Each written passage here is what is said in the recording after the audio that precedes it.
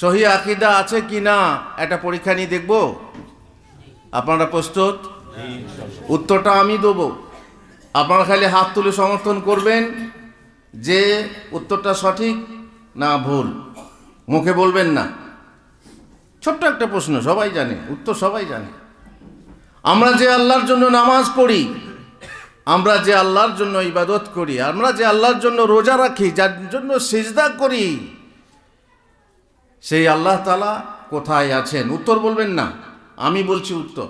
সেই আল্লাহ কোথায় আছেন? উত্তর হচ্ছে আল্লাহ, সেই আল্লাহ সব জায়গাতেই আছেন। আল্লাহ তাআলা সব জায়গাতেই আছেন। এই উত্তরে কে সমর্থন করছেন? কে কে হাত তোলেন দেখি। কে কে কে কে সমর্থন?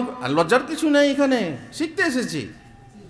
আপনার যদি জানা না থাকে শিখে নেন, হাত তোলেন। যদি আপনি বলেন যে সেই আল্লাহ সব জায়গায় আছেন, তাহলে হাত তোলেন। আছেন হাত তোলার লোক? এদিকে নেই বোধহয়, না কেউ দ্বন্দ্বে আছেন, তাই তো যদি ভুল হয়।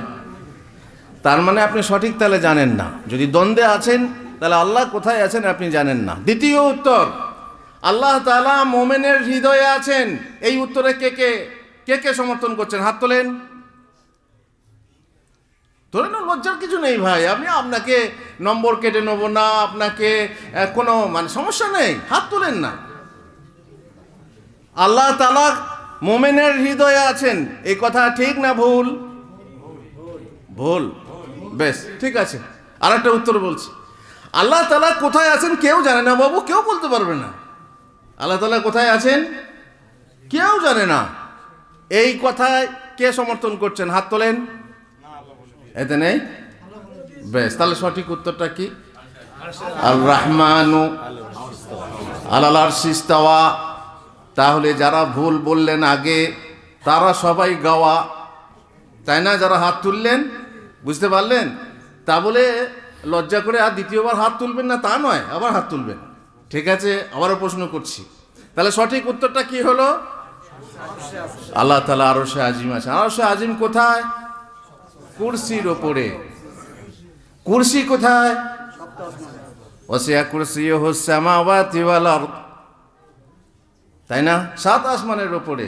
7 আসমান কোথায়? এই যে নিচের আসমান দেখছেন, গ্রহ নক্ষত্র সব কিছু। আজকে আপনাদের আকাশে একটা আলো দেখা গেছে। কেউ কেউ বলছে এলিয়ানরা এলো নাকি, হামলা করতে আসছে। হ্যাঁ, তো এই 7 আসমান, এই পৃথিবীর যে আসমান, এটাকে কি বলা হয়? সামাউদ দুনিয়া, নিচের আসমান।